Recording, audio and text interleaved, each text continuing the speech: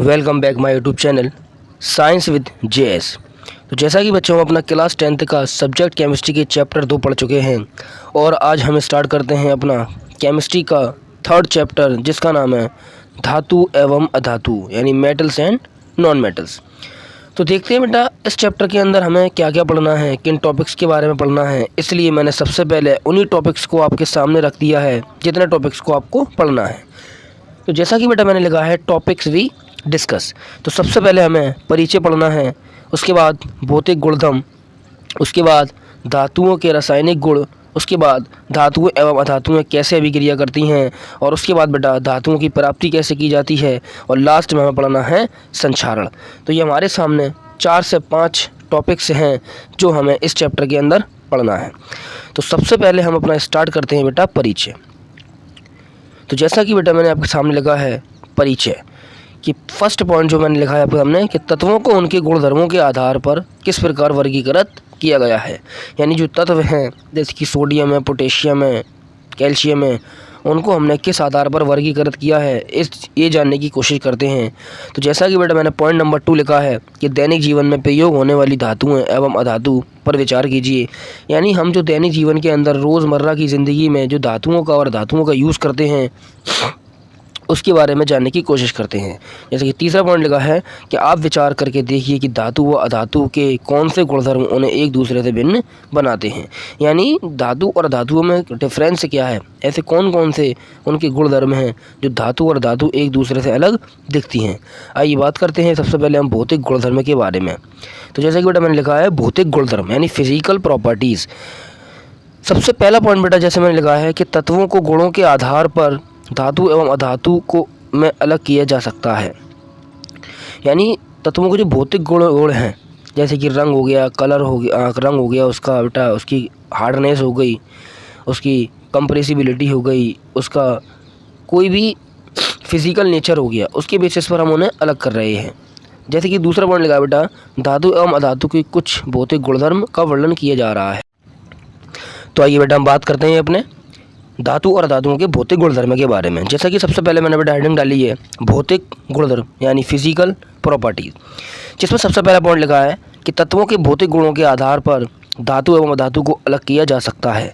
यानी जो तत्व है हमारे पास उनके हम भौतिक गुण के आधार पर फिजिकल नेचर के बेसिस पर उनको अलग अलग कर सकते हैं। जैसा कि सेकंड पॉइंट लिखा है धातु एवं अधातु के कुछ भौतिक गुणधर्म का वर्णन किया जा रहा है। यानी मैंने आपके सामने धातु और धातु के कुछ भौतिक गुणों का भी अध्ययन करके बताया है। आइए बात करते हैं हम इन्हीं भौतिक गुणों के बारे में। सबसे पहले बेटा मैंने लिखा है आपके सामने मेटल्स। क्या धातु यानी मेटल्स क्या होते हैं। चलिए आज बात कर लेते हैं बेटा क्या धातु यानी मेटल्स होते क्या हैं। तो जैसे कि बेटा मैंने बहुत सिंपल सी परिभाषा दी है इसकी, वह तत्व जो चमकदार, कठोर, तन्य, ध्वनिक तथा ऊष्मा और विद्युत के सुचालक होते हैं धातु कहलाते हैं, जैसे सोडियम, कैल्शियम, लोहा आदि। यानी बेटा बहुत छोटे छोटे डेफिनेशन से ये, यानी जो तत्व चमकदार हैं, कठोर हैं, तन्य हैं, ध्वनिक हैं तथा ऊष्मा और विद्युत के सुचालक होते हैं धातु कहलाते हैं। उन्हें बेटा हम जैसे कि बेटा सोडियम हो गया, कैल्शियम हो गया, लोहा हो गया आदि हो गया। अब बात करते हैं धातुओं के भौतिक गुण के बारे में। तो जैसा कि बेटा लिखा है कि धातुओं के भौतिक गुण निम्नलिखित हैं। आइए उन भौतिक गुणों पर बात कर ली जाए। सबसे पहला बेटा मैंने लिखा है धात्विक चमक। धात्विक चमक का मतलब होता है कि जो धातुएं होती हैं बेटा वो चमकदार होती हैं। जैसे कि स्टील होती है चमकदार होती है, सोना होता है चमकदार होता है, चांदी होती है चमकदार होती है। जैसा कि पहला पॉइंट मैंने लगा है कि धातुएं चमकदार होती हैं, धातुओं का ये गुण धात्विक गुण कहलाता है। जैसे सोने का रंग पीला, चांदी का रंग सफ़ेद। तो बेटा ये होता है हमारा धात्विक चमक यानी धात्विक गुण। दूसरे गुण की हम बात करते हैं बेटा कठोरता। कठोरता का मतलब हार्डनेस, कि धातु कितनी हार्ड है। तो वैसे ही मैंने बेटा लिखा है आपके सामने धातुएं कठोर होती हैं केवल मरकरी धातु को छोड़कर, क्योंकि मरकरी बेटा एक द्रव धातु है जैसे लोहा, सोना, चांदी आदि। ये आपको याद रखना है कि सभी धातुएं लगभग ठोस होती हैं, सिर्फ मरकरी धातु को छोड़कर। ये बहुत पूछा जाता है कि कौन सी ऐसी धातु है जो द्रव अवस्था में पाई जाती है, तो याद रखना बेटा मरकरी। आइए तीसरी बात करते हैं बेटा हम अपनी आज्ञात वर्ध्यता के बारे में।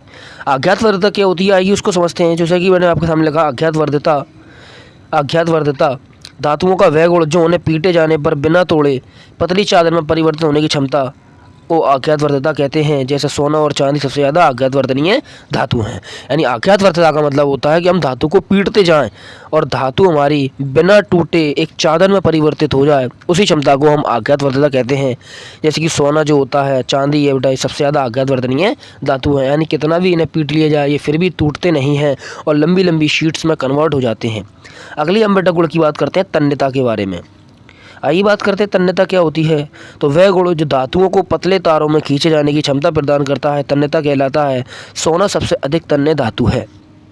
यानी बेटा तन्यता का मतलब है कि अगर हम धातु को लंबे लंबे यानी पतले पतले तारों में बनाना चाहें तो हम उसको तार बना सकते हैं। जैसे कि हमारे घर में यूज़ होने वाले तार, जैसे कि कॉपर के तार, सिल्वर के तार आदि। 5th पॉइंट की हम बात करते हैं ऊष्मा की चालक। यानी धातुएं ऊष्मा की चालक भी होती हैं। जैसे बेटा चांदी ऊष्मा की सबसे अच्छी चालक है, लेड धातु ऊष्मा की सबसे दुर्बल चालक है। यानी ये ऊष्मा की चालक भी होती हैं, ये हीट को प्रोड्यूस करती हैं, ये हीट को उत्पन्न करती हैं और हीट को फ्लो होने देती हैं। लास्ट हमारा विद्युत की सुचालक। तो जैसा कि लिखा है कि धातुएं विद्युत की सुचालक होती हैं और चांदी विद्युत की सबसे अच्छी सुचालक है। यानी ये हमें 6 प्रॉपर्टीज़ अपनी याद करना है। जैसा कि मैंने आपके सामने 6 प्रॉपर्टीज़ रखी, विद्युत की सुचालक, ऊष्मा की चालक और तन्यता, आज्ञातवर्तता, कठोरता और धात्विक चमक।